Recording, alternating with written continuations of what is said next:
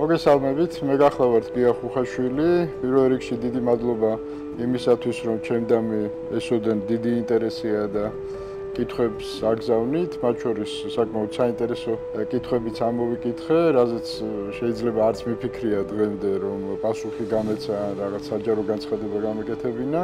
პირველ კითხვას სვავს ქალბატონი ქეთი,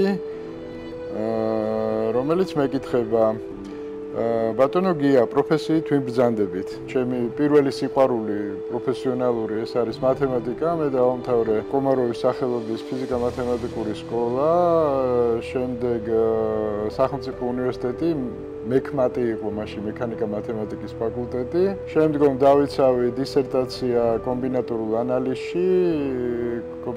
ანალიზში და უკვე ის იყო, უნდა დამეწყო უნივერსიტეტში კათედრაზე მუშაობა, როდესაც მოხდა ეს 9 აპრილის ტრაგედია, ამას შეცვალა ჩემი ცხოვრება მთლიანად, შეიძლება ითქვას, თავდაყირა დააყენა და მე მთლიანად გადავეშვი საზოგადოებრივ ცხოვრებაში, რასაც ქვია. სამწუხაროდ ჩემი პროფესიით პრაქტიკულად ერთი დღეც არ მიმუშავია, შეიძლება ითქვას.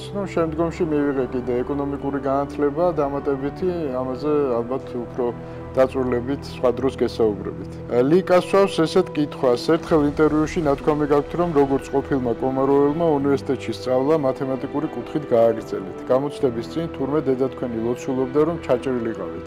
რატომ? მოყევით ამის შესახებ.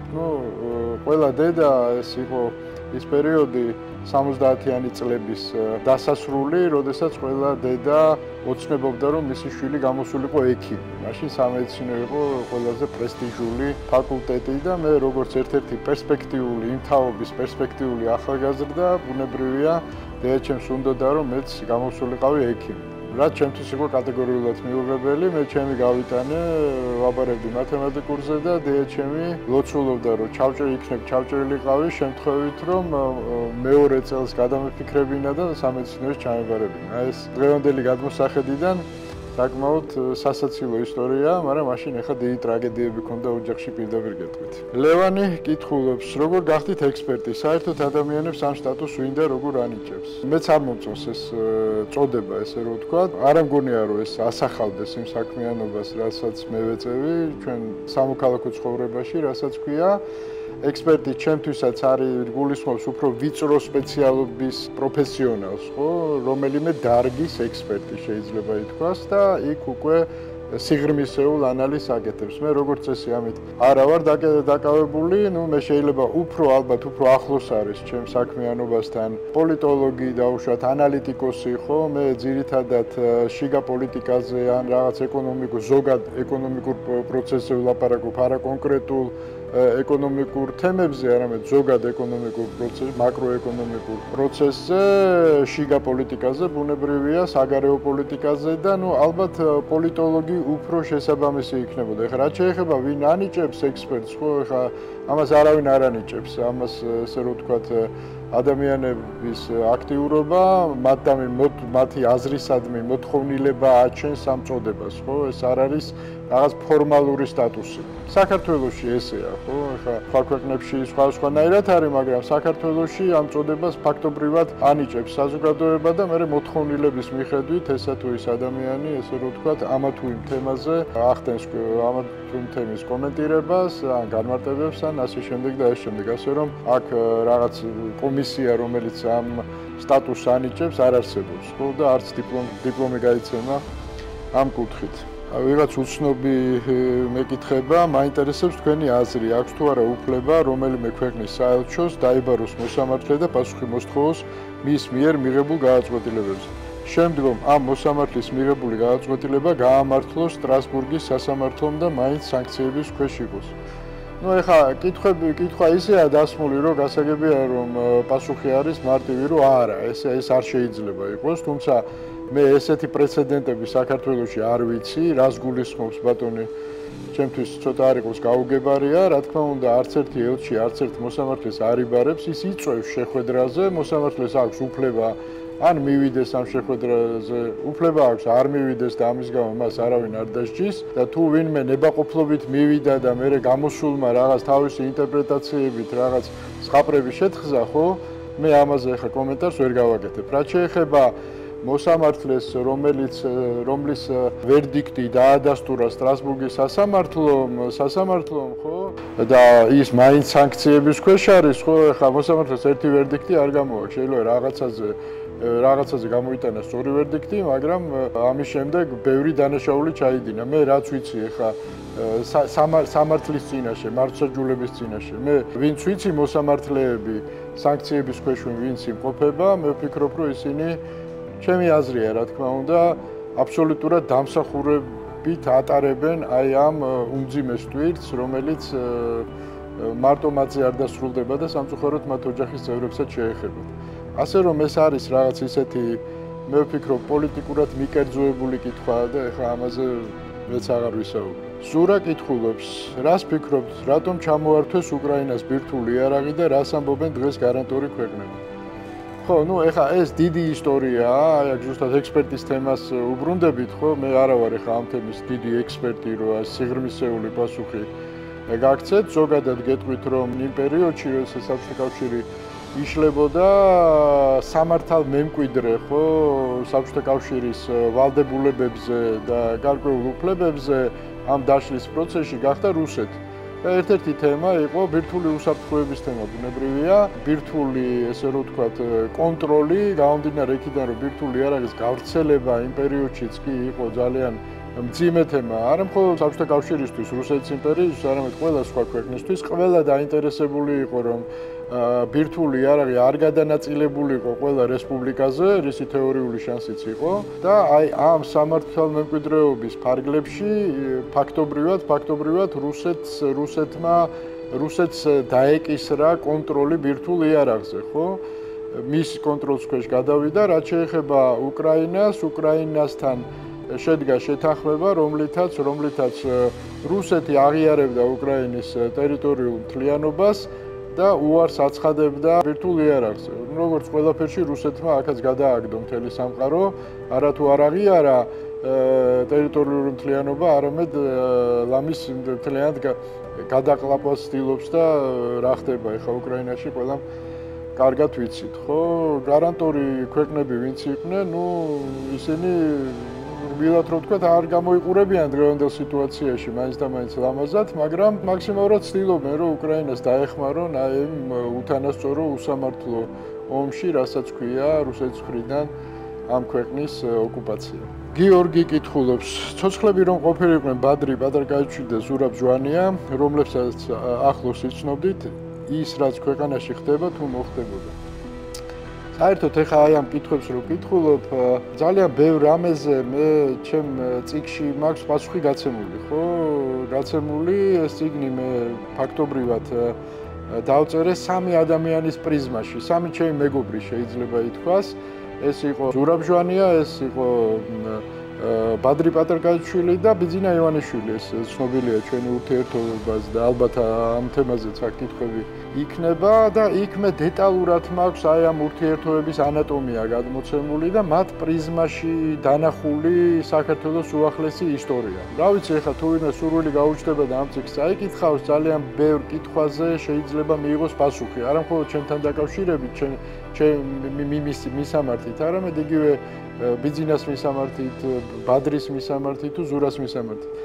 რაც შეეხება რა მოხდებოდა საქართველოში ზურა და ბადრი რო ცოცხლები ყოფილიყვნენ, მე შემიძლია დაგიდასტურო და გითხრათ, რომ ძალიან ბევრ უბედურებას აცდებოდა ეს ქვეყანა.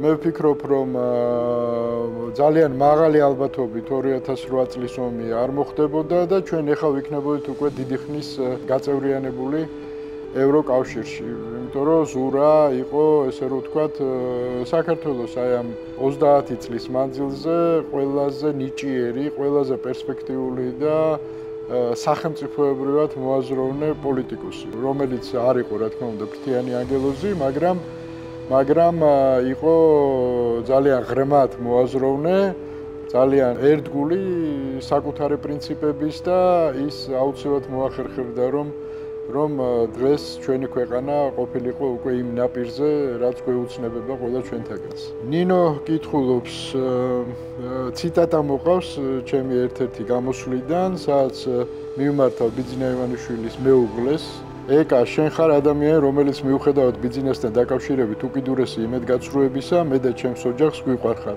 გასულ ზამთარს საჯაროდ ასე მიმართეთ ეკატერინე ხვედელიძეს, ბიძინა ივანიშვილის მეუღლეს. რით დაიმსახურა ამ ქალბატონმა თქვენი ოჯახის ასეთი სიყვარული. ჯერ ეს ერთი აქ მარტო ეს ფრაზა, ეს ჩემი ციტატა კონტექსტიდან ამოგლეჯილია, ხო? მე მას მივმართე, რომ ძალიან გვიყვარხარ და ნუ აკეთებ იმას, რასაც აკეთებ, ხო? მაშინ რაღაც ემატყეპაზე იყო ლაპარაკი და მე მას მოუწოდე, რომ რაღაცნაირად უზრუნველყო, რომ ბავშვები ქუჩაში არ ეცემათ, ხო? და მე მისგან წმინდა, რომ ის რაღაც ბიზნეს არ ეუბნებოდა, რომ შეეწყვიტათ აი ეს ვაკხანალია, რაც თბილისის ქუჩებში ხდებოდა. ეს იყო კონტექსტი ამ ყველაფრის. რაც შეეხება სიყვარულს, ხო? ეხა ერთია საერთოდ ცხოვრებაში ერთია ჩვენი მიუღებლობა, პოლიტიკური იქნება ეს თუ პროფესიული, ხო? ადამიანებს შორის კონფლიქტები და ამ შემდეგ. მათ შორის უმძაფრესი და მეორეა ჩვენი ადამიანური დამოკიდებულება ერთმანეთთან, ხო? ეხა ეს არის ემოციური ბმა გარკვეული, რომელიც ჩამოგვიყალიბდა რაღაც პერიოდის ურთიერთობის მანძილზე, სიახლოვე ჩდება, ხო, რაღაც სხვადასხვა თემებთან დაკავშირებით, მეგობრობა ჩდება და ეხა შეიძლება დაიკარგოს ესე რომ ვთქვათ, ყოველდღიური ურთიერთობა, მაგრამ აი ეს სენტიმენტი ადამიანური, ხო, ეს ცოცხლობდეს დიდხანს. ეხა თქვენც ალბათ ლიტერატურიდანაც იცით მაგალითები, როდესაც ორი მეგობრიდან ერთი მოსამართლეა და მეორე კრიმინალური სამყაროს წარმომადგენელია, რამდენი იცით ესეთი ისტორია, ხო?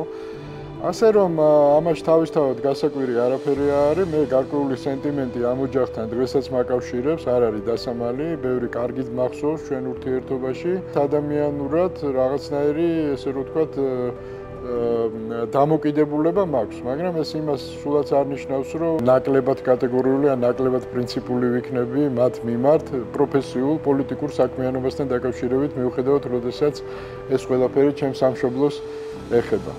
შემდეგი კითხვა ლიზა, რამ გამოიწვია თქვენი და ბიძინა ივანიშვილის შორის ურთიერთობის გაფუჭება და ვინ იყო დაშორების ინიციატორი თქვენ შორის? ნუ, ეხა ეს ისტორია მე არაერთხელ მომიყოლია, დღეს შეიძლება არავის არ ახსოვს, მაგრამ ჩემი წამოსვლა, ხო, იყო განპირობებული ჯერ საარჩევნო ბიძინა ივანიშვილის გაცნობის დღიდან.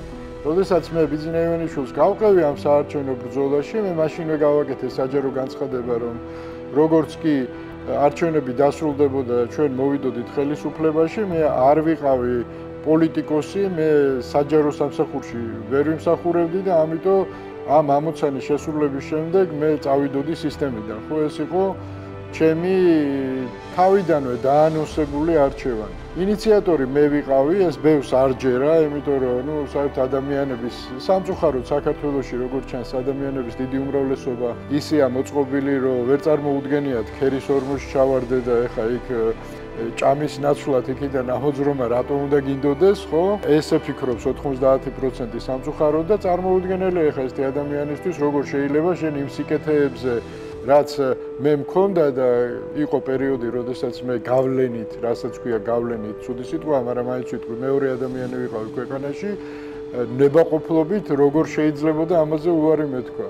ამ დროს ძალიან მარტივად, ხო, ის არ იყო ჩემი ცხოვრება და მე დაუბრუნდი ჩემი ცხოვრების წესს. ინიციატორი ვიყავი მე, ბიძინა დიდხანს ცდილობდა, რომ მე შევენარჩუნებინე სისტემაში, მას შემდეგ რაც უკვე წამოსული ვიყავი, კიდე ქონდა მცდელობა, რომ რაღაცნაირად დავებრუნებინე, მე ამაზეც უარი ვთქვი და ეს იყო ყველაფერი, ხო? ეხლა რომ ვამბობ, ამასაც ბევრი არ დაიჯერებს, იმიტომ რომ წარმოუდგენელია მენტალიტეტის ხალხისთვის ესეთი რაღაცის დაჯერება, მაგრამ ნუ რა ვქნა ეხლა, მე მეტი ვეღარაფრით ვერ დაგეხმარებით, ერთ-ერთი შემიძლია გითხრათ, რომ მე თქვენთან ვარ გულწრფელი და რაღაც, ესე რომ ვთქვათ, ტყუილად არ ვლაპარაკობ, რასაც ვლაპარაკობ. ზურა კითხულობს, ბატონო გია, რა გაგიკეთეთ ასეთი ივანიშვილმა, მისი თქვენს სიკეთე რომ დაივიწყეთ და მტრად მოეკითეთ. თუ თავიდანვე შეგზავნილი ხომ არ იყავით ივანიშვილთან, ხო, ეხა ბოლოდან დავიწყოთ. მე რომ შეგზავნილი ყოფილიყავი, ბიძინა ივანიშვილი იმ არჩევნებს ვერ მოიგებდა, შემიძლია გითხრათ დადასტურებულად, ხო, და მან თუ არჩევნები მოიგო, იმაში ჩემი საკმაოდ სერიოზული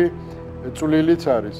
ეხა ეს დამსახურებაა თუ დანაშაული ეს ცალკე თემაა, მაგრამ ყოველ შემთხვევაში ეს ესე იყო, ხო, ასე რომ ეხა ამ ნაწილში უბრალოდ ლოგიკა არ არის ამ კითხვის ამ ნაწილში, რაც შეეხება სიკეთის დავიწყებას, შემიძლია მიგითხრათ, რომ მე არ დავიწყები არაფერი, რაც ბიზნესს ჩემთვის კარგია, კარგი აქვს გაკეთებული და მე ამისთვის, რა თქმა უნდა, მადლიერი ვარ და კიდევ ერთხელ გავიმეორებ, ადამიანურად ის მე არ მძულს ნამდვილად და მე ვაფასებ მის, ესე რომ ვთქვათ, ჩემდამი დამოკიდებულებას იმ პერიოდში და დახმარებას ძალიან ბევრ თემასთან დაკავშირებით. წიგნში მე ამაზე ბევრი მიწერია და წაიკითხეთ წიგნი და შეიძლება იქ ამოიკითხოთ პასუხი აი ამ თქვენ გაბრაზებულ კითხვაზე. რაც შეეხება მტრად გადაკიდებას, ხო, ეხლა მტრობა ეს ცოტა ისეთი თემაა, ხო? საერთოდ მინდა გითხრათ, რომ როდესაც პოლიტიკაში ხარ, შენ ცხოვრებაში სამწუხაროდ შეიძლება დადგეს მომენტი, როდესაც დილემა გაჩნდება, პირადი ერთგულება, ანუ პირადი დამოკიდებულება თუ პრინციპების ერთგულება. ასე რომ ვთქვათ, სამშობლოს განცდა. და ეხლა ესეთი დილემა როცა დგება, პოლიტიკაში მყოფი ადამიანისთვის არჩევანი ბუნებრივი უნდა იყოს, ხო? თუ მას სამშობლო ნამდვილად უყვარს, ხო? ის პირადი დამოკიდებულების გამო პრინციპებს ვერ უღალატებს ვერასოდეს. და თუ უღალატებს, ის პოლიტიკოსი არ არის, ის არის მაფიოზი, იმიტომ რომ პირადი ერთგულების პრინციპით მუშაობენ მაფიაში. და საქართველოს სხვა შორის ეს მაფიოზური აზროვნება საკმაოდ გავრცელებულია, როდესაც პირადი ერთგულება დგება პრინციპებზე უფრო მაღლა. მე ესე არ მქონდა. ჩემთვის არ იყო ეს ადვილი გადაწყვეტილება, როდესაც მე მქონდა ნამდვილად ბიზნესადმი გარკვეული ვალდებულებები. მასაც მქონდა ჩემდამი გარკვეული ვალდებულებები ადამიანური, ხო? ეს ჩვენ მქონდა ეს ბმა და ჩემთვის ეს მტკივნეული იყო, მისთვისაც მტკივნეული იყო, მეცაც გეტყვით, ხო? ეს ყველაფერი, მაგრამ როდესაც დილემა არ გიტოვებს სხვა გზას, უღალატო პრინციპებს, უღალატო სამშობლოს თუ ესე რომ ვთქვათ თუნდაც ღალატი დავარქვათ, უღალატო ერთ პიროვნებას, მასთან ვალდებულებების მონა არ გახდა, აქ ეხა მე ვფიქრობ მე გავაკეთე ერთადერთი სწორი არჩევანი. ყველა სხვა შემთხვევაში ვინ ვიქნებოდი? ვიქნებოდი აი სკობახიძე თუ რა ვიცი, ეხა იქ რამდენი ყავს იქ პარაზიტი და წურბელა, ხო? აი ესეთი ვიქნებოდი მეც. მეტი არაფერი. ვიქნებოდი კარგად, კეთილდღეობას მოვიწყობდი და ეს ადამიანები, ვინც ესე რომ ვთქვათ, ეხლა კითხვას ვსვამენ, ამ კითხვას არ დამისვავდნენ, უბრალოდ გამლანძღავდნენ და მეტი არაფერი არ იქნებოდა. გიორგი სვავს კითხვას, გამჭვირვალეობა შეიძლება იყოს არადემოკრატიული? ნუ ეხლა ეს რაღაცეთი უცნაური კითხვაა, ეხლა მე მესმის სადღაც რატო სვავს ადამიანი ამ კითხვას, მაგრამ თუ ეხლა გულისხმობს იმ გამჭვირვალეობის ვითომ გამჭვირვალეობის კანონს, ხო ის არის გამჭვირვალეობის კანონი. სინამდვილეში გამჭვირვალეობას კი არ ქმნევენ, მერე ფარაც კი დაარქვეს რაღაც ამერიკელებს რომ მიწებებოდნენ, მაგრამ ეს რეალურად არის კონტროლის კანონი, ხო? როგორ შეიძლება ჩვენ საუბრობდეთ ხელისუფლების მხრიდან გამჭვირვალეობის სურვილზე, როდესაც დეკლარაციები, ჩინოვნიკების დეკლარაციები ქონდათ გასაიდუმლოებული ლამის წლების განმავლობაში, ხო? ჩინოვნიკებს ჩვენ უხდით ხელფასს, ანუ ჩვენ დახარჯულ ფულზე ანგარიშს არ გვაბარებდნენ. ეს ხელისუფლება ჩვენ გველაპარაკებოდა გამჭვირვალეობაზე. ეს სიტყვა მათ ჭირდებოდათ მხოლოდ იმისათვის, რომ აი ესე ლამაზად ესეთი ადამიანებისთვის, რომელსაც აი ესეთი კითხვები გაუჩნდებოდა, შეეფუთათ ის განუკითხაობა, რასაც აპირებდნენ და რასაც უკვე რეალურ ცხოვრებაში ახორციელებენ. მეტი აქ არაფერი არ ეხა სიღრმეში აღარ წავალ ამ კითხვაზე, იმიტომ რომ იმდენია ამაზე ნათქვამი უკვე ეხა ადამიანს გაგება თუ არ უნდა. ის ეხა არც ამას მიიღებს და არც ვაშლები და მსხლებით რო ელაპარაკო, არც იმას არ მიიღებს და ასე რომ შემიძლია გითხრათ, რომ გამჭვირვალეობა კარგია, დაწყნარდით, მაგრამ არა ისეთი, რასაც ნერგავს აი ეს ხელისუფალი. გივი კითხულობს, ბატონო გია, თქვენი ოჯახის რომელი წევრი გადაურჩა სიკვდილს ბიძინა ივანიშვილის დახმარების შედეგად და თუ ხართ მისი მადლიერი? ნუ ეხა მადლიერი ვარ, რა თქმა უნდა, ეხა გადაურჩა სიკვდილს ცოტა ხმამაღლა ნათქვამი, პირდაპირ გეტყვით, მაგრამ აქ არის საუბარი ოპერაციაზე. ჩემი მეუღლის ოპერაციაზე, მაშინ როდესაც ის ზუსტად იმის გამო, რომ საქართველოში იყო რისკები, ყავდა გახიზნული და ეს იყო ბიძინა ივანიშვილთან მე როდესაც წავედი და საარჩევნო კამპანიაში ჩავერთე, მე ვიყავი რისკის ქვეშ, ჩემი შვილი და ჩემი მეუღლე, ხო და ისინი ყავდა უცხოეთში გახიზნული. და იმ პერიოდში ჩემ მეუღლეს დაჭირდა გულის ოპერაცია. ბუნებრივია ამის არანაირი საშუალება არ მქონდა და მე არც მithkoms ბიძინასთვის ირიბად გაიგო და მან ესე რომ ვთქვათ დამაძალა მე რასაც ქვია და ჩემ მეუღლეს გავუკეთეთ იქ აი ამ გადასახლების პერიოდში ოპერაცია. რისთვისაც მე ბიზნესი რა თქმა უნდა მადლობელი ვარ და არა მარტო ამისთვის. და კიდევ ერთხელ ვიმეორებ ბიზნეს პიროვნულად, ადამიანურად რომ გაუჭირდეს მართლმარქნას, მაგრამ დაჭირდეს რამეში, აი ფიზიკური დაცვა რო დაჭირდეს, კობახიძე დაიცა თქვენ გონია? ჩემი დასაცავი გახდება ესე თორე კობახიძე წავა პროკურატურაში და ბიზნეს დააბრალებს ყველაფერს. აი ეს განსხვავებაა ჩემსა და აი იმ ვირთხებს შორის, რომლებიც ეხა ჯარად ესე რო ვთქვათ, არტყიან ბიძინა ივანიშვილს და სიყვარულს ეფიცებიან. სიამბლეში ეჯავრებათ რო იცოდეთ რა. გოგა, როდის იყავით გულწრფელი ივანიშვილი ცაში რომ მაკავდათ თუ ახლა როცა ლანძღავთ?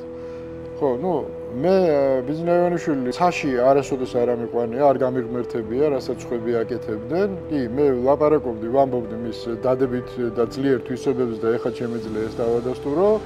თუმცა როგორც მე აღმოჩნდა ჩემი წამოსვლის შემდეგ მას ძალიან ბევრი მანკიერება ახასიათებდა და ძალიან წუხვა რომ მე მაშინ ამას ვერ ხედავდი.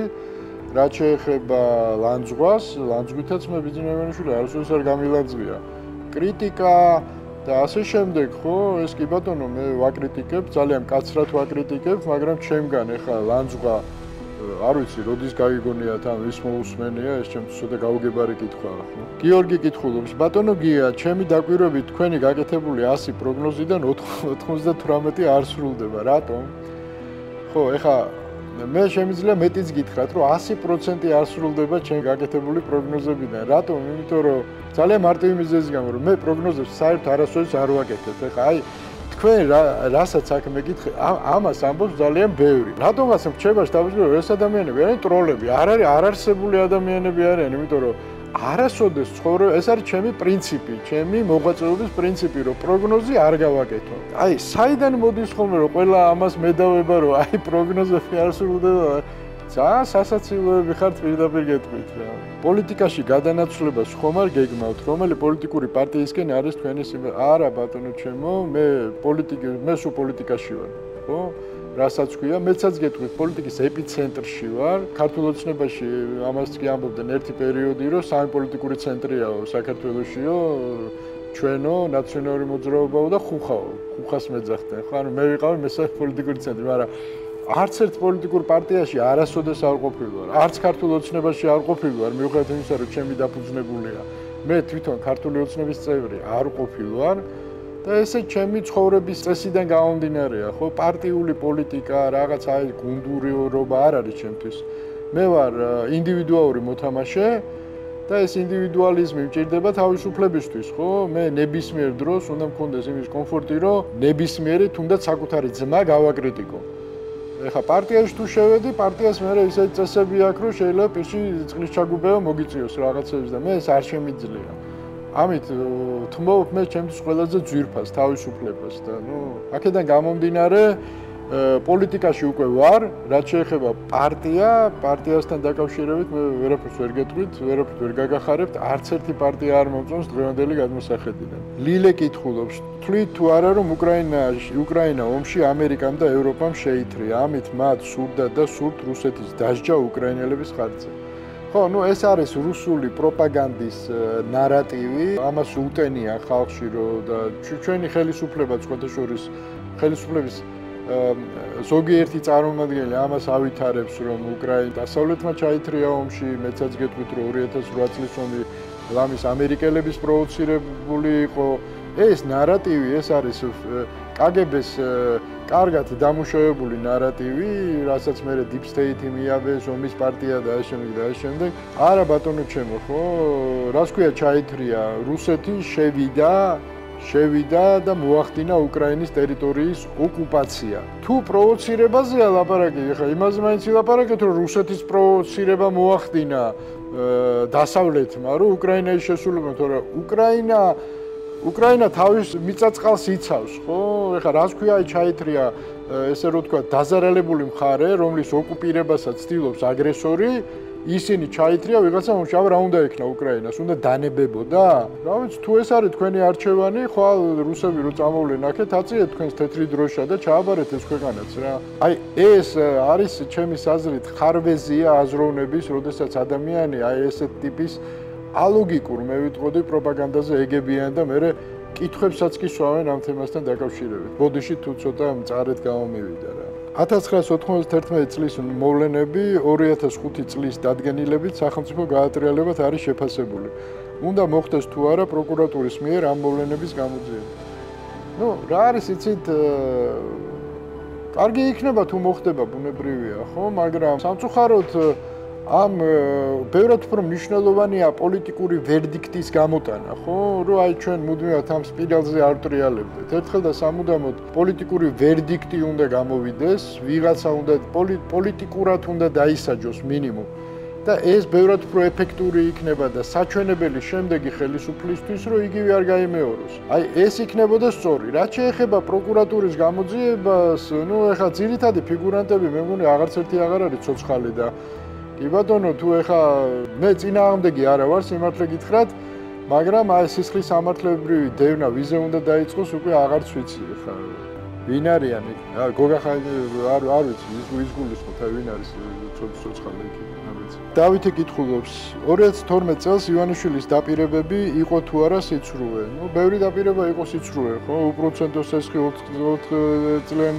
4 წელიწადში ქვეყნის აყვავება. კი, აღმოჩნდა რომ სიცრუე იყო ყველაფერი.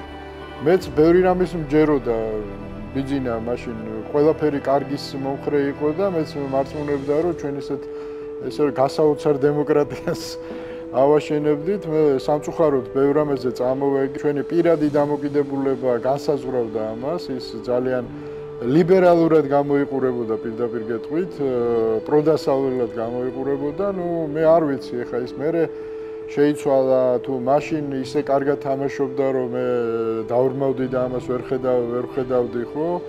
მე ამაზე ცალსახა პასუხი არ მაქვს, თუმცა ამის ანალიზი და ესე რომ ვთქვათ, გარკვეული სიღრმეებში ან ჩაშლა, უფრო სწორედ, გაკეთებული მაქვს ჩემ წიგნში. ასე რომ მიკითხეთ წიგნები, მათ შორის ჩემი წიგნის წაიკითხეთ კიდევ ერთხელ გავიმეორებ. ნია კითხულობს, მოგესალმებით, რადგან ბიძინა ივანიშვილთან დაახლოებულ ადამიანად მიიჩნეოდით, როგორ დაახასიათებთ მას და ის, რაც ქვეყანაში დღეს ხდება, ამის ნიშნები ჩანდა 2012 წელს თუ არა? ხო, ნაწილობრივ ამ კითხვაზე გავეცი, უკვე პასუხი შემიძლია გავიმეორო, რომ მე ამის ნიშნები მაშინ არ ჩანდა. ამის ნიშნები რომ გამოჩენილიყო, მე ან წამოვიდოდი ძალიან ხმაურიანად და მე გახსოვთ მაშინ საკმაოდ რბილად წამოვედი, ან საერთოდ არ წამოვიდოდი და სისტემაში გავაგრძელებდი ბრძოლას, ხო? მე რომ დამეშვა, რომ ბიძინა ივანიშვილი აი ესე ფაქტობრივად ქვეყნის გრძელვადიან განვითარების ვექტორს დააყენებდა ეჭქვეშ, ხო? მე რა თქმა უნდა სულ სხვანაირად მოვიქცეოდი. მე უბრალოდ წარმოდგენა არ მქონდა იმ კოშმარზე, რა შეიძლებოდა წლების შემდეგ მოხდარიყო. ასე რომ მე ამას ძალიან ვნანობ. ერთ-ერთ ჩემ სერიოზულ შეცდომად მივიჩნე. დუდუ კითხულობს, ეს ბოლო კითხვაა. 2025 წელს რა შედეგებით დაასრულებს ქვეყანა, პოლიტპატიმრები გათავისუფლდებიან? ამ გადასახედიდან რისი თქმა არის შესაძლებელი? მე გითხარით, რომ პროგნოზებს არ ვაკეთებ მეთქი, ეხლაც ერთგული ვიქნებ, ასე რომ ვთქვათ, ჩემი ამ იმის, მაგრამ იმედი შემიძლია გამოთქვა და ყოველ შემთხვევაში სურვილი იმისა, რომ ქვეყანა დაუბრუნდეს ნორმალური განვითარების გზას, პოლიტპატიმრები ვიხილოთ, ესე რომ ვთქვათ, თავისუფლებაზე, ქვეყანაში იყოს, რა თქმა უნდა, მშვიდობა, კეთილდღეობა და გავხდეთ სულ მალე ევროკავშირის კანდიდატები. აი სულ ეს არის გემშვიდობებით. თუ რაიმე უკმარისობის გზნობა დაგჭათ, კიდევ ერთხელ გაგიმეორებ, მე ამაზე ძალიან ვრცლად მიწერია ბიბლუსის ქსელში ყველგან არის ჩემი წიგნები და შეგიძლიათ იქ ამოიკითხოთ ყველაფერი. კარგით. დიდი მადლობა ყველას.